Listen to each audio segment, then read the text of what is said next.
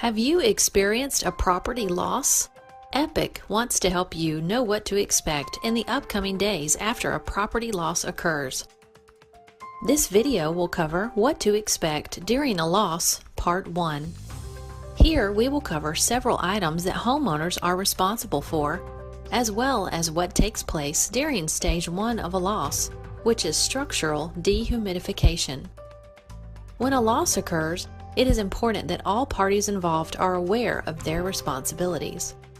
Let's start with the homeowner's responsibilities. Homeowners often ask about their responsibilities related to personal insurance, contents and personal belongings, pack-out and additional living expenses, and property upgrades. For personal insurance, as a homeowner, you need to be sure to contact your personal insurance carrier and notify them when a loss occurs at your building. With property contents, the homeowner is responsible for all of their personal contents. If you were to pick up your unit, turn it upside down, and shake it, everything that would fall out is considered personal contents and will not be covered by the building's insurance. For pack-out and additional living expenses, if a homeowner has to pack out their unit and live elsewhere during repairs, these expenses are not covered by an HOA claim and will fall on the homeowner's personal insurance. And for property upgrades, if a homeowner has upgraded their unit from its original build-out state, this upgrade may not be covered by the property's insurance carrier. Every property has different bylaws, and it is recommended that you contact your property manager for further information about your building's coverage and your personal responsibilities. Let's move on to the loss process. There are typically 3 stages of a loss. Stage 1 is structural dehumidification.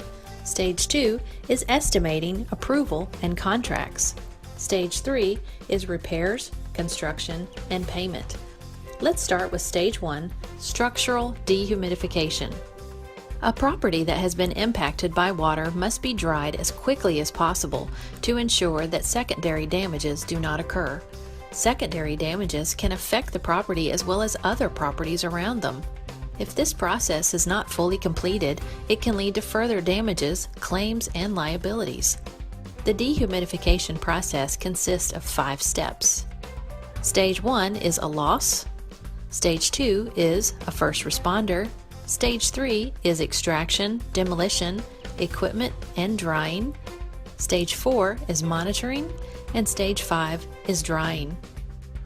The first, Epic, is called for emergency services due to a loss. Each loss is different and must have the proper resources allocated to the loss in order for Epic to be efficient and cost-effective for the property owners. Epic has gone through great lengths to structure a system that provides great customer service and at the same time reduce costs to our customers. The second step, Epic dispatches a first responder team who will arrive on site and assess the damages to the property. The first responder will determine if additional resources are required at the property. The third step is extraction, demolition, equipment, and drying. This step includes water extraction in all the affected areas, removal of affected materials, and setup of equipment to begin the drying process. The fourth step, the monitoring process, is required to document, inspect, and remove equipment while affected areas are properly dried. This step may require several trips to monitor the property. Since there may be multiple customers that have been affected, it's essential that Epic employees have access, provided either by a property management team or a lockbox. The fifth step, the equipment will be removed as each affected area has properly dried. This process allows Epic to minimize costs and eliminate areas that no longer need monitoring.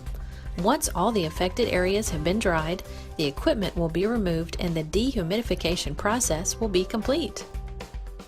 The dehumidification process typically averages 3 to 7 days, but it can be longer depending on the size of the loss. Thank you for taking the time to review this video. Please take the time to review video number 2 in this series, which is estimating, approval, and contracts.